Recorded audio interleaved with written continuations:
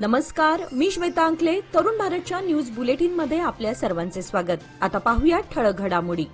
मुलींसाठी साक्षरतेचा मार्ग प्रकाशमान करणाऱ्या क्रांतिज्योती सावित्रीबाई फुले यांची आज 194वी जयंतीनिमित्त आज शुक्रवारी दलित संघटनांच्या वतीने मोठ्या उत्साहात साजरी करण्यात आली.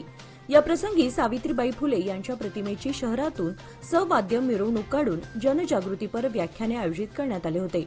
पालकमंत्री सतीश जारकिहोळी यांनी सावित्रीबाई फुले यांना अभिवादन केले.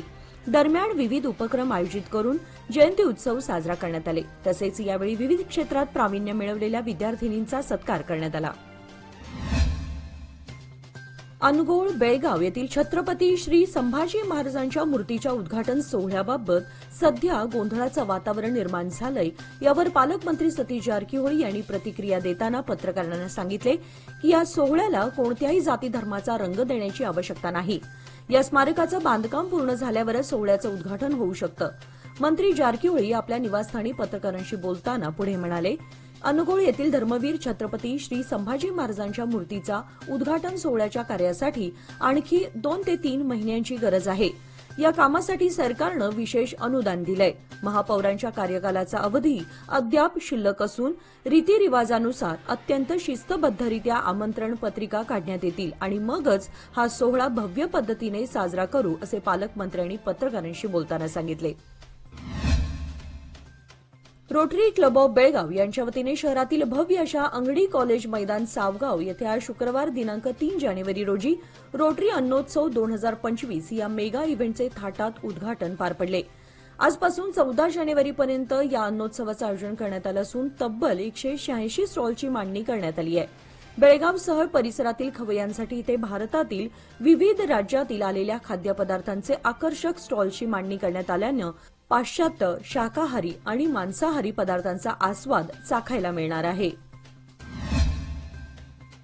हिरेबागेवाडी येथे पोलिसांच्या गाडीला एका कंटेनरनं धडक दिल्याने अपघात झालाय. सदर घटना राष्ट्रीय महामार्गावरील कोंडुस्कोप क्रॉस नजीक झाली आहे.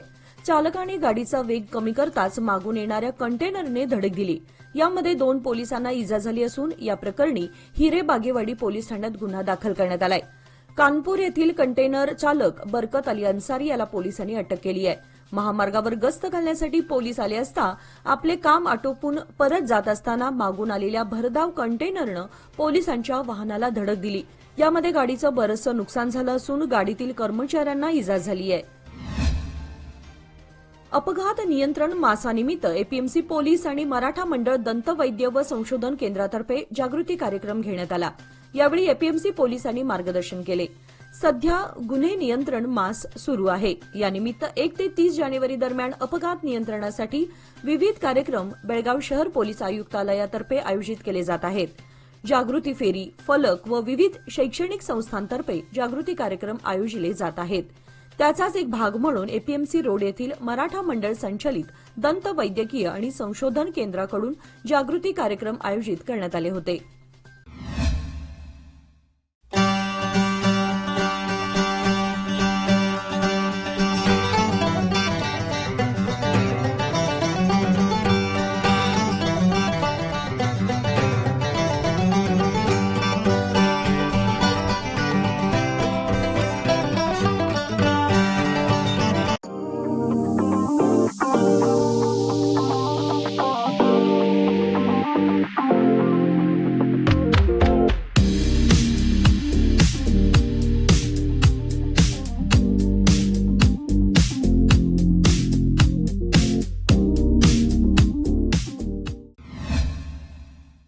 सालाबादप्रमाणे कणबर्गी येथे आयोजित भव्य किल्ला स्पर्धा विजेत्या स्पर्धकांचा बक्षीस वितरण समारंभ मोठ्या उत्साहात संपन्न झाला. यावेळी विजेत्या स्पर्धकांना छत्रपती महाराजांची मूर्ती बक्षीस दाखल देण्यात आली. या स्पर्धेत तब्बल 25हून अधिक जणांनी आपली नावे नोंदवली होती. या किल्ला स्पर्धेसाठी विजेत्यांसाठी माजी महापौर शिवाजी सुंटकर, माजी नगरसेवक संजय सुंटकर यांच्या माध्यमातून श्रीकांत मलाई सिद्धराय कडोलकर यांच्या वतीने छत्रपती शिवरायांची संपूर्ण मूर्ती देणगी रूपात देण्यात आल्या. या कार्यक्रमाचे आयोजन किसन सुंटकर व श्री सिद्धेश्वर पंच कमिटी यांच्या संयुक्त विद्यमाने आयोजित करण्यात आले होते. बक्षीस वितरण समारंभाला विविध मान्यवर आणि स्पर्धक उपस्थित होते. बेळगाव शहरातील मराठी विद्यानिकेतन शाळेत सावित्रीबाई फुले व बालिका दिन मोठ्या उत्साहात साजरा करण्यात आला। सावित्रीबाई फुले यांच्या प्रतिमेचे पूजन छोट्या सावित्रींच्या हस्ते करण्यात आले। त्यानंतर मुलींची भाषणे झाली। या कार्यक्रमाप्रसंगी शाळेतील विद्यार्थिनींनी सावित्रीबाई फुलेंची वेशभूषा परिधान करून आपल्यामध्ये सावित्रीबाई फुलेंचा विचार आत्मसात व्हावं अशी अपेक्षा व्यक्त केली। बेळगाव मिरज रेल्वे मार्गावरील घटप्रभा रेल्वे स्थान हे एक प्रमुख रेल्वे स्थानक असून अनेक दिवसांपासून या भागातील रेल्वे प्रवाशांची मागणी असलेल्या वंदे भारत एक्सप्रेसला आता थांबा मिळाल्यामुळे गुरुवारी सायंकाळी घटप्रभा रेल्वे स्थानकावर उपस्थित असलेल्या नागरिकांनी जल्लोष करत भारत माता की जय वंदे मातरमच्या घोषणा देऊन वंदे भारत एक्सप्रेसचे भव्य स्वागत करण्यात आले। घटप्रभा रेल्वे स्थानक येथे सायंकाळी ठीक 7:40 वंदे भारत एक्सप्रेस येताच खासदार जगदीश शेट्टर आणि राज्यसभा सदस्य खासदार इरण्णा कडाडी यांनी हिरवा झेंडा दाखवत वंदे भारत एक्सप्रेसचे स्वागत केले। या प्रसंगी आयोजित समारंभात बोलताना जगदीश शेट्टर व इरण्णा कडाडी यांनी गत 10 वर्षात पंतप्रधान नरेंद्र मोदी यांच्या नेतृत्वात जनतेला अनेक सेवा सुविधा मिळत आहेत असे सांगून याचाच एक भाग म्हणून घटप्रभा रेल्वे स्थानकाचा कायापालट करण्यात येत आहे व इतर विकास कामेही जोमात सुरू असल्याचे सांगितले। दिल्ली येथील विधानसभा निवडणुकीपूर्वी पंतप्रधान नरेंद्र मोदी यांनी आज शुक्रवारी 4,500 कोटी रुपये अनुदान मंजूर केलेल्या अनेक प्रकल्पांचे उद्घाटन आणि पायाभरणी केली। दिल्लीतील अशोक विहारमध्ये बांधलेल्या 1,675 फ्लॅटचे उद्घाटनही पंतप्रधानांच्या हस्ते करण्यात आले। गरिबांसाठी नवीन घराचे उद्घाटन करताना पीएम मोदी म्हणाले की गत 10 वर्षात 4 कोटी गरीब कुटुंबांना कायमस्वरूपी घरे देण्यात आली आहेत। आज ज्यांना नवीन घरं मिळाली आहेत त्यांच्या स्वाभिमानाचं हे घर असणार आहे। सर्वात आदरणीय महिला शिक्षकांपैकी एक सावित्रीबाई फुले यांनी आपलं संपूर्ण जीवन शिक्षणाद्वारे महिला आणि अस्पृश्यांच्या उन्नतीसाठी समर्पित केलं। आज देशभरात साजरा होत असलेल्या त्यांच्या 194व्या जयंतीनिमित्त त्यांच्या प्रेरणादायी विचारांची अमूल्य देणगी ही देशातील अनेक स्त्रियांना आदर्शवत ठरते। त्यांनी आपले विचार महिलांसमोर मांडताना नेहमी असे सांगत की शिक्षणामुळे स्वर्गाचे दरवाजे उघडे होतात, स्वतःला ओळखण्याची संधी मिळते, स्वाभिमानाने जगण्यासाठी शिक्षण घ्या, शिक्षण हाच माणसाचा खरा दागिना आहे। कुणी आपल्याला कमकुवत समजत असेल तर शिक्षणामुळे ते दूर होऊ शकतं। लग्नाआधी आपल्या मुलीला शिक्षित करा जेणेकरून ती चांगल्या आणि वाईटाचा फरक सहज ओळखू शकेल। स्त्रियांनी फक्त घर आणि शेतात काम करायचं नसतं, त्या पुरुषांपेक्षा चांगलं काम करू शकतात। देशात स्त्री साक्षरतेचा प्रचंड अभाव आहे, कारण इथल्या स्त्रियांना कधीच मुक्त होऊ दिलं गेलं नाही। तुम्ही जितके जास्त शिक्षित तितके जास्त आपल्याला अज्ञानाची भीती वाटणार नाही। ज्ञान हा अज्ञानाचा अंधार दूर करणारा दिवा असतो। अशा त्यांच्या या प्रेरणादायी विचारांनी स्त्री शिक्षणाला प्रेरणा मिळाली होती।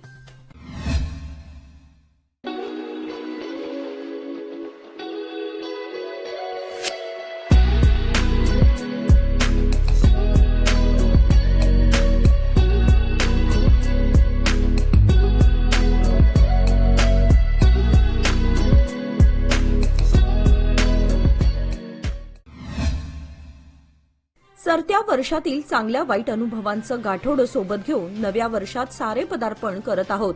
नव्या वर्षात राजकारणालाही नवी दिशा मिळण्याची चिन्हे आहेत। 2023 आणि 2024 या 2 वर्षात विधानसभा आणि लोकसभा निवडणुका पार पडल्या। यानंतर नव्या वर्षात मिनी विधानसभा म्हणून ओळखल्या जाणाऱ्या जिल्हा पंचायत, तालुका पंचायत आणि नगरपालिका या स्थानिक स्वराज्य संस्थांच्या निवडणुका संपन्न होणार आहेत। यानंतर त्वरित ग्रामपंचायत निवडणुका होणार आहेत। त्यामुळे नव्या वर्षातही राजकारणात निवडणुकांच्या माध्यमातून गुलालाची उधळण होणार आहे। गेल्या 3 वर्षांपासून जिल्हा आणि तालुका पंचायत निवडणुका झाल्या नाहीत, त्यामुळे यावर्षी या निवडणुका जाहीर झाल्यास निवडणुकीत खऱ्या अर्थाने रंग चढणार आहे। इचलकरंजी नजीक एका कारने अचानक पेट घेतल्यानं जळून खाक झाल्याची घटना घडली आहे। बेळगावहून कोल्हापूर जिल्ह्यातील इचलकरंजी शहराकडे जात असताना मानकापूर गावाजवळ अचानक कारला आग लागली। परिणामी संपूर्ण कार जळून खाक झाली। या अपघातात कोणतीही जीवितहानी झाली नाही। घटनास्थळी सदलगा पोलिसांनी भेट देऊन तपास सुरू केलाय।